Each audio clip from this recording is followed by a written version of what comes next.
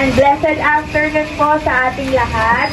So, gusto ko pong i-share sa inyo yung verse from Colossians chapter 3, verses 17. Ang sabi po dito, whatever you do, whether in word or deed, do it all in the name of the Lord Jesus, giving thanks to God, the Father through Him. Sabi po dito na magpasalamat po tayo sa Diyos. Lahat po ng ginagawa natin, mapasalita, mapagawa, kung nasan man po tayo, nasa bahay, nasa eskwelahan, dapat po yung actions natin, nire-represent natin lagi ang Panginoon.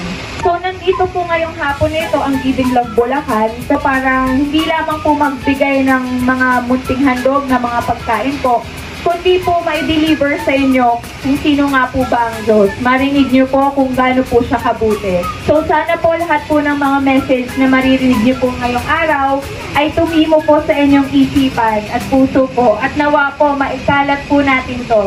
Mas-spread po natin yung Word of God. Kasi po, mas maganda po na nakikilala ng bawat taong nakakasalamuhan natin kung sino nga ba si Kristo. Yun lamang po at maraming salamat po.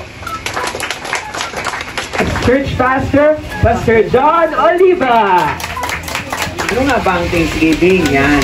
Pag sinabing Thanksgiving, pasasalamat, sabi po ng Salmo or Psalm 107 verse 1 in Ivy version, give thanks to the Lord for He is good, His love endures forever. Pasalamatan daw natin ang ating manlilikha sapagkat siya'y mabuti. Kaya dapat tayo magpasalamat. Napakahalaga ng salitang salamat, Panginoon.